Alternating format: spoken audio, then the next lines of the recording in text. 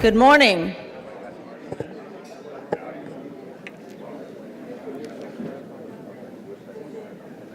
And as we say in Texas, howdy. Howdy.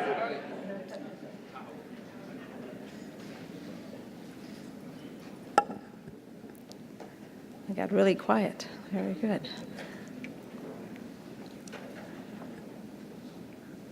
My name is Elsa Murano. I serve as the director of the Borlaug Institute at the Texas A&M University System, and on behalf of the Borlaug Institute, I would like to welcome all of you to the Central America Summit, Forging a Viable Future. We are incredibly honored to have such a distinguished panel of speakers, as you will see in your program. So in the course of the next day and a half, they will help us engage in a dialogue so we can identify the challenges and, most importantly, develop solutions that will help the people of the region to prosper. As I'm sure most of you know, Dr. Norman Borlaug was known as the father of the Green Revolution. So as our namesake, we at the Borlaug Institute are committed to follow in his footsteps and to continue his legacy by pursuing our mission of helping to elevate smallholder farmers out of poverty and hunger through agricultural science. Well, I think Dr. Borlaug would be very proud to see this great gathering of very distinguished government officials, private sector, experts from academia, and the NGO community to help a region of the world that indeed was very near and dear to his heart. We are especially grateful to Congresswoman Kay Granger, our member of Congress from District 12, without whose leadership this summit would not have been possible. So please help me to thank Congresswoman Granger.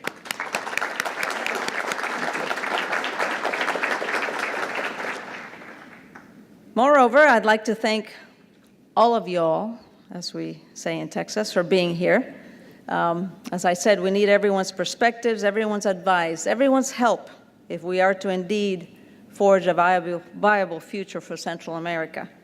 So please, I ask you to participate in the question and answer sessions and in all the opportunities we have for networking in the summit. Okay, we have a day and a half to get it done, so let's go ahead and get started. At this time, it is my great pleasure to introduce to you Dr. Mark Hussey, who serves as Vice Chancellor and Dean of Agriculture and Life Sciences at the Texas A&M University System. Dr. Hussey has had a long and distinguished career, not only as a plant breeder, but as a very effective leader. First, as head of the Department of Soil and Crop Sciences at Texas A&M University, then as director of Texas A&M AgriLife Research, then as dean and vice chancellor, and most recently serving as interim president of a great university before returning to his vice chancellor chair. Under Dr. Hussey's leadership, the College of Agriculture and Life Sciences has more than doubled its funding for scholarships and other programs. And he also spearheaded the creation of the AgriLife Advanced Leadership Program, which provides training and education for leaders in agriculture. He is a national advocate for the land-grant university system and works tirelessly to continue the legacy of excellence in research, teaching, and extension made possible by the signing of the Morrill Act by President Lincoln so many years ago, and which transformed U.S. agriculture, helping to make our nation one of the most prosperous on the face of the earth. So without further ado, please help me welcome Dr. Hussey to the podium.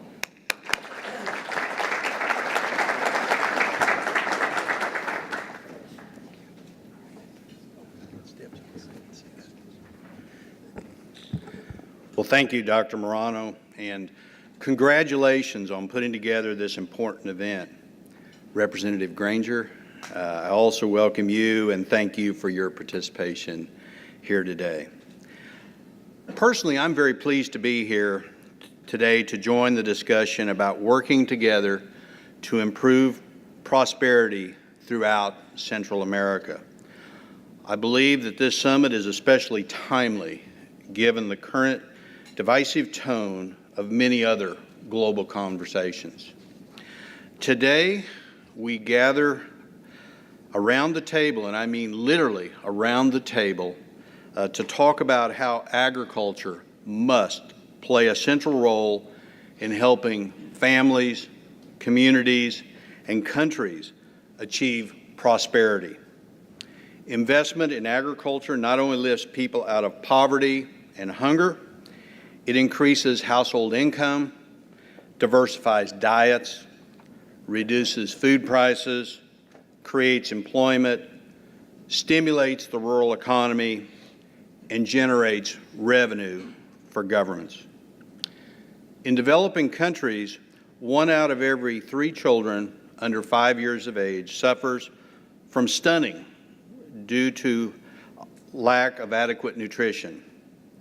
The 2013 Lancet series on maternal and child malnutrition identified nutritional interventions with easily digestible protein, like that found in meat and dairy products, to be among the best interventions to combat stunting and other forms of undernutrition provided in the first 1,000 days of life.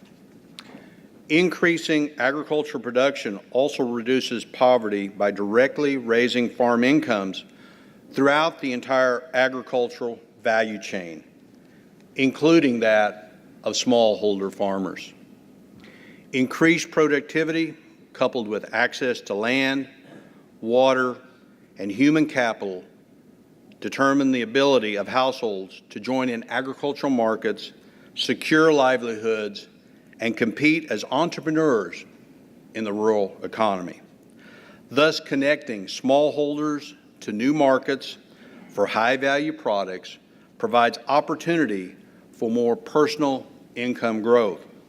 In fact, economic studies show that the investment in the agricultural sector reduces poverty in developing countries more than twice as much as what is possible through investments in other sectors. The development and adoption of new plant and animal production technologies for smallholders often requires more decentralized and participatory approaches. Our own Borlaug Institute dedicates itself to facilitating the collaboration of experts from our university system, as well as colleagues from other land-grant universities and the NGO community, focusing their collective expertise in developing viable solutions to help smallholder farmers rise out of poverty and hunger. Texas A&M AgriLife's excellence in agricultural research, education, and extension are all critical components of accomplishing the goal of improving the lives through agriculture. And I thank each of you again for joining us for the critical discussions that we will be having today and tomorrow. It is now my pleasure to welcome the 25th president of Texas A&M University, Mr. Michael Young. He came to Texas A&M from the University of Worthington last May, where he served as president and tenured professor of law. Prior to that, he was the president and distinguished professor of law at the University of Utah. President Young was a law professor at Columbia University for 20 years and has also served in government leadership positions such as Ambassador for Trade and Environmental Affairs in the Department of State. He's a graduate of Harvard Law School and served as a clerk to the late Chief Justice William H. Rehnquist at the U.S. Supreme Court. He's known as a transformational leader who takes institutions to the next level. Please help me in welcoming President Michael Young.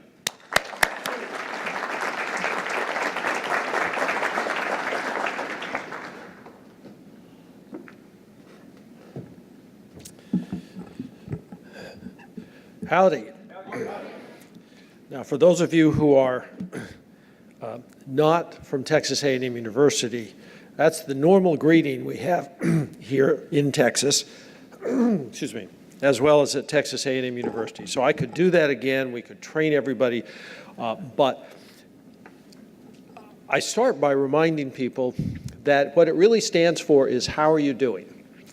And the wonderful thing about this university is that the answer to that is always at a conference like this, research like this, work like this that actually is designed to transform the world in a positive way. So I am very pleased to welcome all of you here for this conference, which I think is of great moment.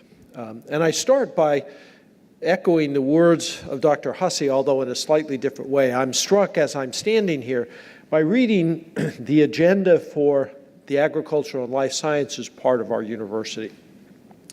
Protecting our environment, feeding our world, improving our health, enriching our youth, and growing our economy.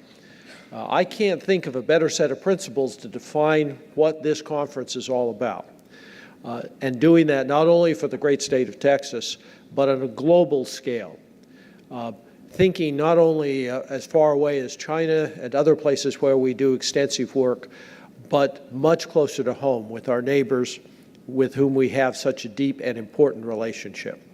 So I'm very pleased to be here, pleased to have a chance to welcome you, and pleased to express my appreciation for those who have made this conference possible, particularly Dr. Murano, who has, I'm sure, been the intellectual guiding light, but also the personal guiding light to have so many of you join us here at this conference to talk about these extremely important and timely issues. I think about it in the context that Dr. Hussey described it. I met a young student a few months ago at the university, Juan Whiting. Mr. Whiting comes from a farm in Idaho and came to do graduate work at Texas A&M University. And in the conversation, he said that he had come in order to learn how to better farm. And I thought that's an admirable goal, how to do more scientific, efficient farming, to realize exactly these goals that are listed here on this poster. But he said since he'd been here, he had spent time in Africa prior to coming to the university. He spoke, he'd been in Uganda and I think spoke both Swahili and French, and he said he had learned more and more about economic development. He'd learned more and more about agriculture and its role in that, and realized that in much of Africa that young people were leaving the farms, coming to the city because they thought that's where they could make their fortune. And here is the insight. If you don't have a vibrant, dynamic agricultural sector, you cannot move up the value-added chain. You can't move into industry. You can't move into the other kinds of sectors that really put you on a strong trajectory towards economic growth and political stability and social stability. And so he wanted to develop a series of materials to take to these countries to help persuade young people that they could have a vibrant, dynamic life on the farm and contribute greatly to their country. And for me, that was a light bulb moment, a moment in which I saw the impact and the power of thinking about agriculture in a way that really is the fundamental building block for a society, and doing it in ways that really are both, as this poster suggests, sustainable, economically powerful, engage people in creating stable, harmonious societies. And so from that perspective, this conference today, I think, is a great moment, both for the United States and for the other countries that are represented here today. And we are particularly honored to have as our keynote speaker Congresswoman Kay Granger, who has been such a supporter of precisely these issues. Now, it's somewhat cliche to say that an introduction that would include all of her honors would keep us here all day. But that is, in fact, true in this case. So when I seriously look at her set of accomplishments and the awards and honors that she's received, it's remarkable, from Hall of Fame memberships to numerous organizations to mayor of this great city of Fort Worth, recipients of awards from the Texas A&M system, as well as an enormously distinguished and accomplished congresswoman. So assume all that. It is all true and very powerful. She's serving in her 9th term and chairing the powerful Appropriations Subcommittee that funds the State Department, USAID, and many other important government agencies. But this member of Congress is no stranger to the strategic impact and significance of issues surrounding international development, and has been a champion of that her entire career in Congress, for which all of us who care about these issues are deeply and powerfully grateful for what you have done. She serves as vice chairman of the Defense Appropriations Subcommittee, an enormously important committee as well, that's key to this region here in Texas and in setting America's national security priorities. She's been an influential voice within the House Republican caucus on an issue that particularly dear to my heart, which is human rights and the importance of our foreign policy commitments and our international and national security issues. I had an opportunity to watch her somewhat more up close hand.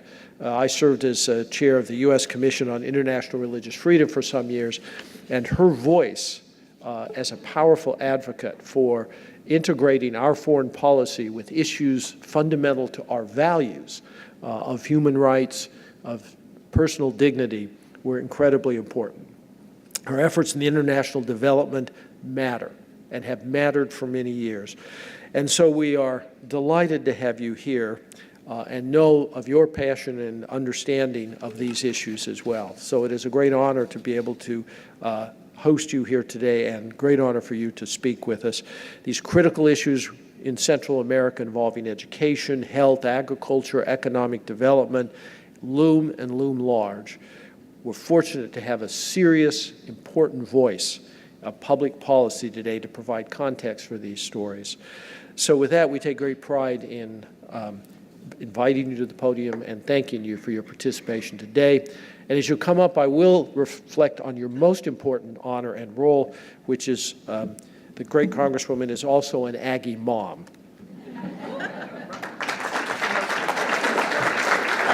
Thank you. Thank you so much. Yes, I'm a very proud Aggie mom. Son and daughter-in-law both graduated from A&M, but I'm really glad to be here and honored to be asked to talk. This is a very distinguished audience, and you're dealing with issues that I have spent years working on and will always be committed to. Dr. Borlaug was called the man who saved 1 billion lives, and this institute continues to save lives, and it's that important, and I understand it. The agricultural development and the food security projects around the world, I've been fortunate enough to see firsthand what you've been involved in and to travel and play a small part in the success. Before I go further, I'd like to tell you just something that's important as I talk today. It's sort of where I come from and how I became so interested in this. And I did serve on the city council in Fort Worth and then as mayor. And I really got the job, people said, because no one else wanted it. And that sounds strange, this beautiful, vibrant city. But the time that I became politically involved, Fort Worth was going through a terrible, terrible crime spree because, and along with an economic, really serious problem in our economy, because during that time, our economy was about 35% defense-related, and we lost at Lockheed Martin, a major employer, a huge contract. We lost at Bell Helicopter, very important company, and they lost contracts, and they closed our base. And all that happened at one time. We were also experiencing something that seems impossible now, but a very high crime rate. In fact, one of the areas in the city had the second highest violent crime in the nation. And it didn't come on that suddenly, but we weren't paying attention. And when we did, we found out that we had a huge gang problem. Gangs coming from Mexico, gangs coming, the Bloods and the Crips from Los Angeles, and 240 neighborhood gangs. So when I say nobody else wanted the job, that's not exactly true, but it was going to be a hard job. And it was going to take the entire city, and it did. And what happened with me as the mayor is I got to see what worked. And I knew that to rebuild our economy in Fort Worth, we couldn't do that until we took care of the crime. People don't want to live where it's not safe. And you're seeing that internationally now with the refugees, the largest refugee problem since World War II. And you're seeing people, as you absolutely know, coming into the United States are sending their children here and staying in their countries because they want them safe. So when I came into Congress, I said, I want to keep the nation safe, and that's where I want to be in my work in Congress. So I lobbied and got armed services as a freshman. Then I moved to military construction and homeland security, helped put that department together, formed the anti-terrorism caucus after 9/11, and then went on appropriations, defense appropriations, not knowing there'd never had a woman on that subcommittee in the history of the Congress. As you were told, I'm now Vice Chair of Defense and Chair of Foreign Operations. And I want to say that because having those two things at the same time really helped me to understand what we can do and how we can use our influence. I want to talk to you about that because as I work through diplomacy, Foreign Operations funds the whole State Department, oversees it, and then defense, I understand that the soft power, the ability to influence others through diplomacy so that they can share our values and we can be influential is so important. But at the same time, hard power, using force to cause capitulation, makes a whole difference. And you don't use one or the other, but use both of them. I believe there's a use for both, and my position on defense approach gives me really an insider's view of what we're doing with hard power. I voted for the bills that funded what I had no idea, none of us did, would be the longest wars we ever had in our history. So I saw when good positions were taken and when they weren't, and how to do that. I understand, and for the last 6 years have chaired the committee that does the oversight with our State Department, works with our embassies and our ambassadors, and I can say that what is called soft power is sometimes promoted most by those who serve with hard power. And I've never met a general yet who doesn't say using the soft power is what we should always try to use and choose.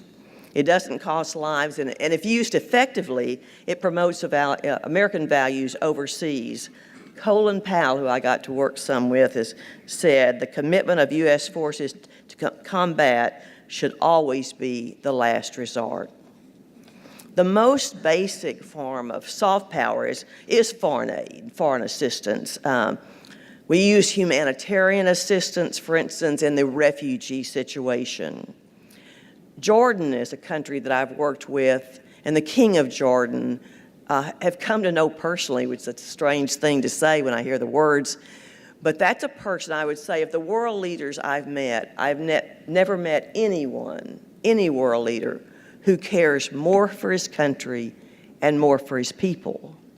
But while he does that, Jordan has reached out and taken refugees in for decades and do just an amazing job. Only last week was the first time they closed their borders. I said to the king one time, I said, how can you keep doing that? 20% of his population in his country was refugees.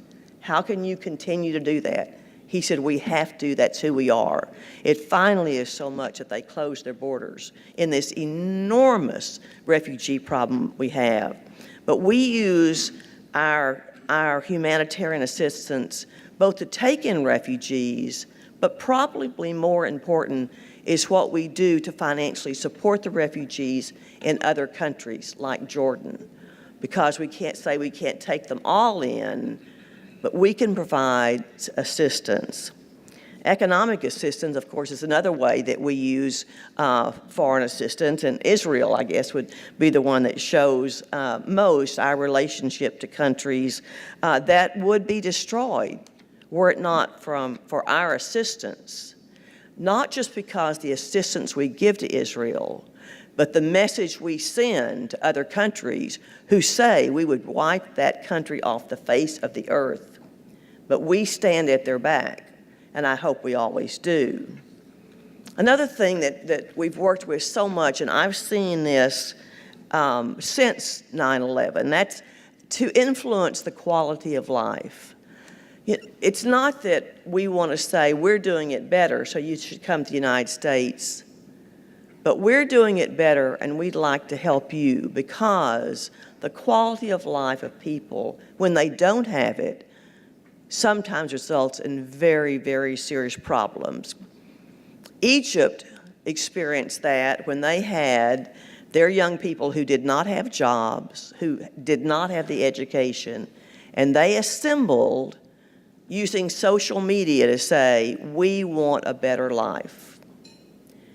After that happened, we called it the uprising, we called it all sorts of things, but after that happened, some of the leaders came to me in Washington and said, would you please use your influence to slow down this?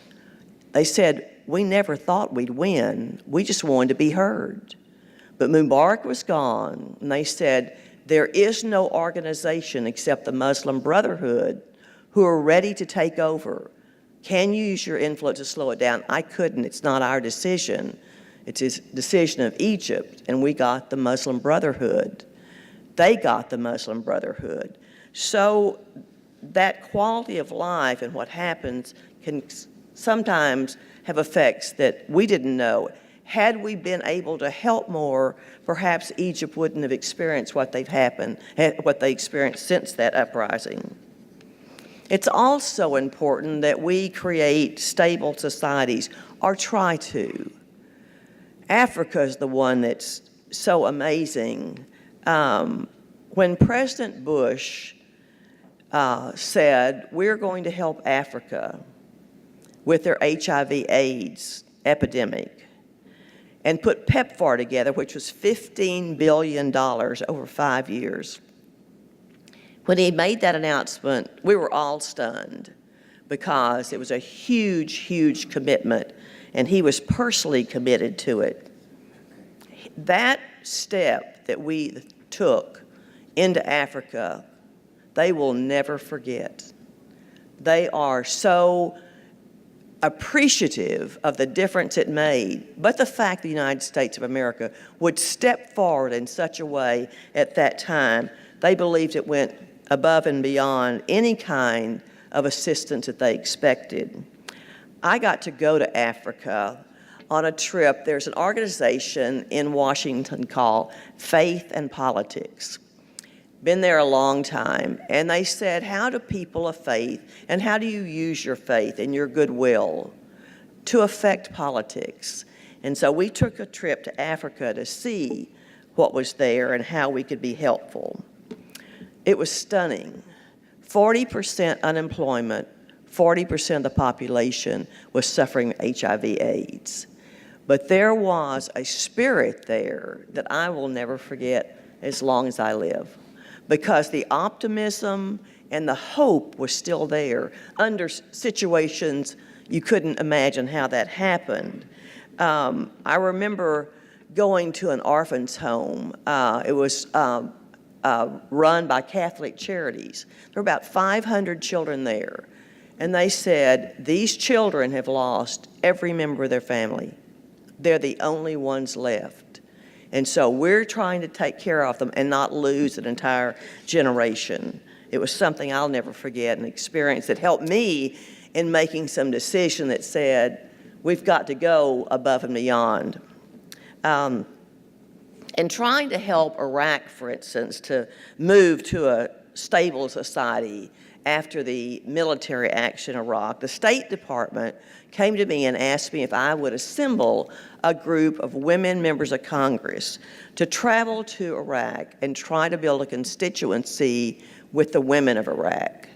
You know, we were trying to win the hearts and the minds, and they said the women of Iraq have the most to win or lose. Iraq at one time was a great place for women. The women that were there had careers, they were well educated, they had more freedoms than the countries around them. Saddam Hussein came in and changed all that. And so many of the women that I came to meet, about half of them, had come back to Iraq. They lived in Canada, they lived in the United States, they lived where their careers could be accepted and they could be influential, but they said, like we said, maybe there's an opportunity for the women to change things. As again, it was the ones who had the most to lose, because it would be loss to them forever or the most to gain for themselves and other women. It was a very, very dangerous situation. One of the women was murdered before we got there because her family found out that she was meeting with people from the West. Our hotel that we were supposed to stay in was bombed. A woman was killed right after we left. One of the women in that first session said to me, she said, "I've lost 5 members of my family because I'm here and because I'm trying to make things better for women." They went after her husband's family, her husband, her brother, 5 members of her family because she was helping. And she went into detail about this terrible situation. And I said, "Why are you here?" I mean, I was trying to think, would I make that decision? If that's what I would pay for that decision? And she said, "I'm here to talk to you, and then I'm leaving because I've been threatened too." But she said, "You can help, the United States can help, but you need to understand what you're dealing with." I didn't. When they said, "Go to Iraq," none of us had been to Iraq. We really didn't understand what we're getting in. We were very naive about what people we were meeting. And they said, "You have people with terrorist connections in this room." Some of the women came, but they weren't allowed to speak, or they had someone else speak for them so that people wouldn't recognize who they were. I called a break, came back, and there was a note underneath my papers, and it said, "You are in great danger. I can't speak up, but if you're still here at 11 o'clock tonight, I'll meet you on the 5th floor and tell you what's happening." It was that sort of an event. Those women were the bravest people I have ever seen. The third trip we went there, they said it's too dangerous. And that was a time coming back to speak to women about what democracy means. They really didn't, having never had democracy, they really didn't understand what it meant to our daily lives. And so that's but they had to sign a paper saying they wanted to meet with us. Well, those women, my goodness, the danger they were in to meet with us, much less to have it known that they had signed up and said, "We want to be there," was huge. They said it's too dangerous, and that's when I met the King of Jordan, because the King and Queen said, "Come to Jordan. We'll keep you safe, and we'll keep those women safe." It took them 13 hours to go from Iraq to Jordan because it was so dangerous, but they did it, 1,500 Iraqi women. So we use soft power to establish relationships. We've done that since the Marshall Plan in 1948. And we have so many programs that we've developed to try to make that happen. The Millennium Challenge is one that I've worked with, and now it goes through the subcommittee that I chair, where we said maybe there's a different way to give help. Maybe instead of giving help, we say, "We'll help you with this if you'll do this." There were some requirements, some skin in the game. Plan Columbia was the first one that I worked with and worked on as a freshman, which is unusual, but I had some experience, and so they said, "You know how it should work." And in Plan Columbia, we applied the full spectrum of U.S. diplomacy and influence. The Alliance for Prosperity Plan, the Northern Triangle in Central America, we do much the same thing. I'll talk about that a little bit more later. These programs, to me, define us as a nation. It's who we are, and it's why people are still facing great dangers to get into the United States. They're not doing that in other countries. They're not putting themselves in great danger to come to another country like they do the United States. I am going to say I'm very fearful of this election, and I think it may define us as a people, whether we're right or wrong about the effectiveness of foreign assistance and diplomacy. It should never be one or the other. It's not one or the other. It's both. We should always determine our policies and our positions on both. But I don't want to give up one or the other. This is an incredibly dangerous time, and you all know it is. We've got rogue states and terrorists and homegrown extremists, and failed states are creating a worldwide humanitarian crisis. The domestic issues we're going through right now are caught up in that, what just happened to Britain.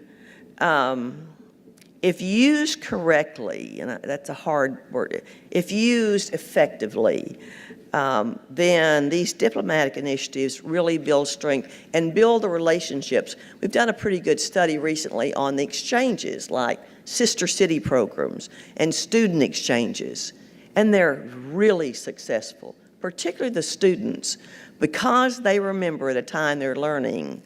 They remember later, yes, I remember the way I was treated in the United States. I remember what I learned. I remember that people were excited to meet me. Ronald Reagan said, what we can do because of our assistance, what they can do because of our assistance, we don't have to do, sort of a practical position. Aid creates stability, and it gets us in the door, but it's the next step, creating access to opportunity. What you're doing with your institute, that's what really makes the difference. So providing giving a man a fish is providing aid, but creating access to opportunities is teaching a man to fish. Much of what the world is desperate about is to self-improve. They don't want to lean on us. They don't want us to come in and tell them what to do and make all the decisions. They want to be effective themselves. And that's what I'm seeing in Central America. As we focus on, we put all of our focus on Iraq and Afghanistan, and we turned our back sort of on our neighbors and said, oh, we'll get back to you. Well, we really didn't. And so we see troubles in South and Central America that were obvious after a while. That's why when I became chair of foreign operations, the first congressional delegation I took was that region and say, we really do care about you. We really do want to be involved. I wanted to show that the U.S. engagement and focus and recognition was part of our past friendships, and we have a future with your country. When news about the thousands of unaccompanied children, minors, gathering our southern border became a newsworthy situation, I asked for a briefing and was very alarmed because as a member of the Homeland Security Committee, I spent lots of trips to the borders and what we were doing there. And I knew the numbers that had been expected before and what was happening now with these thousands and thousands of children. So after I asked for the briefing, I understood it, I called and asked for an appointment with Speaker of the House, John Boehner, to discuss this. They said, well, he's very busy and he can't see you for a couple of weeks. And I said, yeah, he's not that busy. And they said, well, I said, no, I said, I need 3 minutes, that's all. And so they said, all right, come in, he'll be eating lunch, and you've got 3 minutes. John Boehner's a man of few words. He's not a warm, touchy-feely kind of person, so I walked in and told him, I said, we've got a problem at our southern border, and we've got thousands of children, unaccompanied minors, who are coming into the country illegally, and we should be aware of it. And I said, I would respectfully suggest that you name a group that focuses on that, finds out what's happening, and watches it, just as we did after 9/11, where we put together the anti-terrorism caucus that said, here's some members of Congress that will find out who these people are, why they hate us, why would they do this, what's the way forward. And we met twice a week, every week, every morning. It was just that focus. And I said, John, that's what we need to do. He said, are you through? And I said, well, actually, I've only taken 2 minutes, but yes, I'm through. And I left.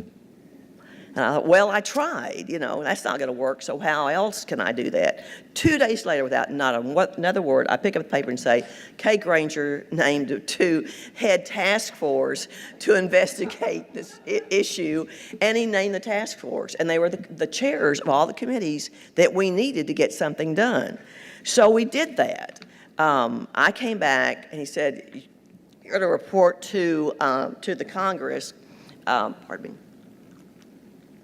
in 2 weeks. I came back and I said, this will take 30 seconds. I need 3 weeks. He said, okay.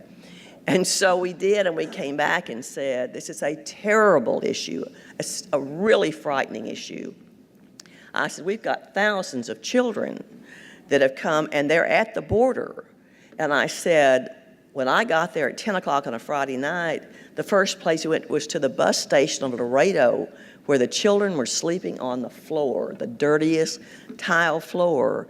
And they came, and they had a telephone number on the inside of a belt or sole of a shoe that said, call this person. And I said, we can't let those children, I listened, it was a church that was doing it, and said, we've got Jesus, and he has this number. He's your relative. You need to send $40. We'll put him on a bus. And I said, you can't do that. Don't you know about human trafficking? I said, we don't know that that's the child's family. And so I saw that it was an immediate emergency. In that time, and I went back 3 or 4 times, but one of the times I met the First Lady of Honduras. And she was coming to see about the children that were there from Honduras. And she and I, they were making better preparations, if you think that's better, but we went into what was a warehouse in a base. And on one floor were 700 boys, age 11 to 14, and the other floor was 700 girls, age 11 to 14. And she started crying. And I said, I think this is the worst thing I've seen yet, because they look like you'd stack wood. And these were children. And they had a bed, and they had a case at the bottom of the bed to put their clothes. They didn't have any clothes. They just came with what they had. And I said, we have to take hold of this very quickly and know where those children are. And because I had made this acquaintance with the First Lady of Honduras and visit the 3 countries where they're coming from. We did that, and the chair of that task force, I asked the president of each of those countries, do you want your children back? Because if they said, absolutely, we want our children back, then I knew how we could help. If they said, oh, yeah, if it'll be all right, or if they come, then we've got a much bigger problem. They wanted their children back. And they wanted countries that were safe enough that no mother or father would say, okay, I'll let my children go off with someone I've never known and hope they're safe. The coyotes, we call them, I had a very different view before I went on those trips. Because what they were doing, they were acting like social workers. And they were going up and down the streets with bullhorns saying, we can take your children to America and keep them safe. So parents who were panic-stricken because there weren't jobs and there wasn't a future and their children were in very dangerous. Honduras is now, at that time, the most violent country in the world. I think it went to one of the other countries. They're second now. But I said, that's the only thing, as a mother, that I would let that happen. Had very high poverty rates, high unemployment, high levels of violence. And those countries are changing because there weren't the jobs and the opportunities. They were coming from rural areas into cities. Their cities were overcrowded. They were sending to the United States. It was overcrowded. The whole thing wasn't work. So in reporting back, I said, I committed us to helping those countries to be safe enough that families will want to live there and keep their children there, and working with the economy as you do in saying, where are the jobs? How can we build this economy? Go back to where I came from in Fort Worth and said, you have to make it safe first. So there was an immediate plan and a long-term plan and funding. And the committee that I chair, the people that are on that committee, they lobby to be on that. They believe what we all believe, and they want to make it better. And so they supported that, and we support it financially and working with Vice President Biden in what he's doing and leading to build all that together and make sure that it also continues regardless of who is in the White House. And so a lot of it had to do with that.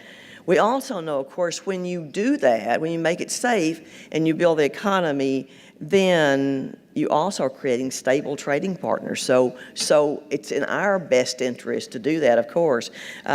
We seek stability in the region and greater safety. It's important to their safety and to ours, frankly, to reduce the attraction of the narcotics trade, reduce the power and appeal of criminal gangs, and disrupt human networks. There's been a really alarming change in the 20 years that I've been in Congress, because we were working with human trafficking, or we were working with poaching, or we were working with narcotics, but now they're all working together. So the one feeds the other financially, and it's much, much harder to get your handle on what's happening. Many of the members of Congress and citizens really aren't aware of how dangerous this is and how dangerous it is, well, particularly for Texas, but for the United States. The bill that I write is harder and harder to pass because many see it just as handouts. But through smart and focused investing, we know it is an investment. It's not a handout. So we have to include the short term and long term and understand it. They hold my bill to the very last of the appropriations because it's the hardest to pass, and we hope we've worn people out, and that's how we get it passed every year. But I'm going to tell you, from the subcommittee, it's unanimous and it's bipartisan.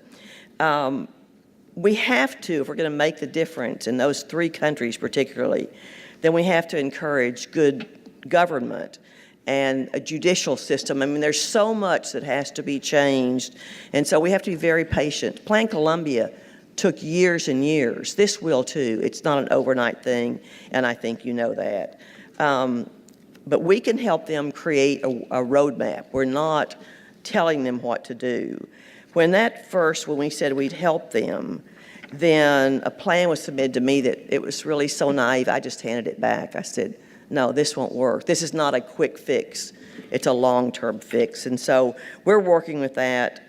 I was watching the assassinations on the evening news that were happening in Mexico particularly, so they'd make the evening news. So in helping, you learn if you do. I never expected to stay in Congress for 20 years, but I learned every year. This is where you come in and the work you do. And it's long-term, and it's helping countries with things that really make a difference. On Plan Colombia, I remember one trip where people brought soil samples, and they were trying to find what is the most economically feasible product that will replace coca. Nothing's going to ever make that much money, but it can help people support themselves and their families. I was always, when I thought of farmers, I always thought of men. When I came on the subcommittee, found that the largest percentage by far are women farmers who can feed their family and start businesses. I had one trip with CARE when we went to Peru, and it was on microloans. I thought microloans were about $5,000. No, these are $100 loans. And sorry, men, but if you give it to a woman, 96% of the time they pay it back. I won't tell you what your percentage is, but it's not nearly as good. But I went there and they were talking about a woman who had been given a $100 microloan.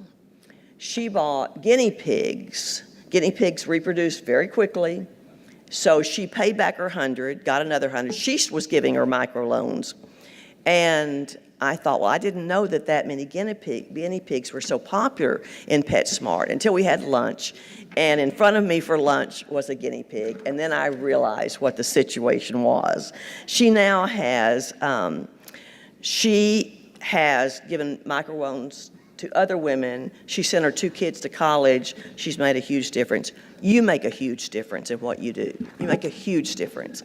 And it's so important because it's who we are as humans and who we are as the United States. So I applaud you, I appreciate you, and thanks for letting me come and talk.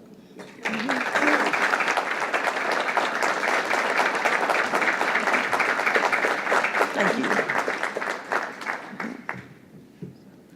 Well, thank you, Congresswoman Granger. She has time for a couple of questions if anybody would like to. There's a microphone up here. Don't be shy. Come up here and ask the Congresswoman. She is obviously very passionate about this subject and has a great deal of experience from all her positions that she serves on in Congress. So please come up if you have any questions.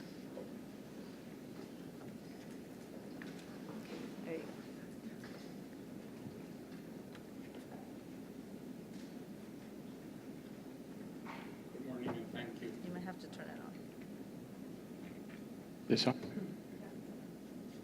No. Yes. Good morning and thank you. My name is Jorge Vanegas and I happen to be the Dean of the College of Architecture. I'm fascinated by your comments and astounded at the magnitude of your response to challenges that transcend even the most wild imagination. I do have a question. When you have a group like this one that represents so many disciplines, so many different facets, what have you learned that actually brings people together and allows them to collaborate? Because my experience has been in a program that we have along the border, the different silos of different institutions, the different mentalities of every discipline, the different agendas of different people are the barriers, not the lack of understanding on what we could do and possibly need to do. So I just would like to get your experience on what has worked. Thank you. I've never been asked that question before, but I'm going to say one thing. Women tend to bring people together. That's what we do. I mean, that's just, you know, we bring them together at the dinner table, we bring them together wherever we are. So that's important. But the other thing, 2 things. One, I look for positive people. I look for people that want to do just what you said. And I have a list of them, and I don't forget them, and I bring them back. Now, if they're negative, then I never write their name down. There are too many positive people who want to do this right. But the skill sets you have to. I took one trip to South America, and the ambassador, I said, here are the people I'd like to meet with. And we did. They'd never met each other. They'd never met the ambassador. They'd never been pulled together like that. That was a great learning experience that what I was assuming wasn't necessarily so. If you get people, if you bring them together, and then are pretty specific about what you're looking for. This is what I'm trying to do. Specific. And you'll find people, they don't want to waste their time. They said, all right, are you serious? How fast it go? And that's the way I've done it and would suggest it's done. Find people with a buy-in for wanting to improve things.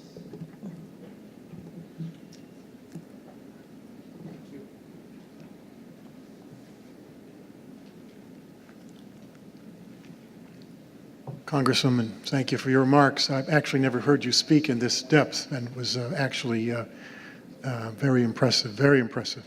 I headed USAID, as you know, for 5 years under President Bush. And my view is the most serious problem we face is a demand in the city in Washington, OMB, members of Congress, except for you and a couple of other members, the State Department and DOD insist on quick results. You emphasized at the end that this was a very long-term thing. Nancy Limborg, who was the head of the Emergency Response Office of AID, Bureau of AID, for 5 years now, she's the head of the United States Institute for Peace, spoke at the Bush School at our invitation last year, and she said, we had 13 one-year programs in Afghanistan. So when people say the program didn't work, well, the program didn't work because there were demands for immediate, I call it immediate development gratification. Dr. Borlaug's Green Revolution did not take place in 1 year or even 5 years. It took 20 years to do it.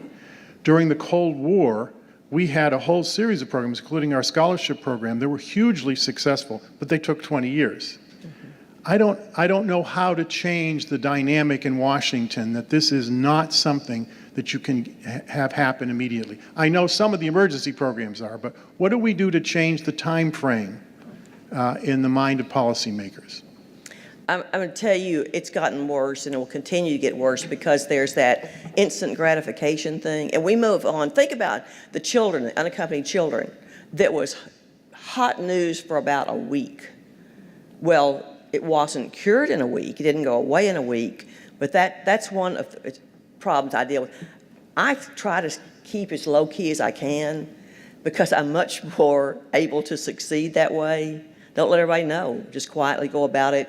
Find people that think like you, and that's so you get things done. One thing I'm going to say, and you're not going to like this, I don't think, but USAID is too big.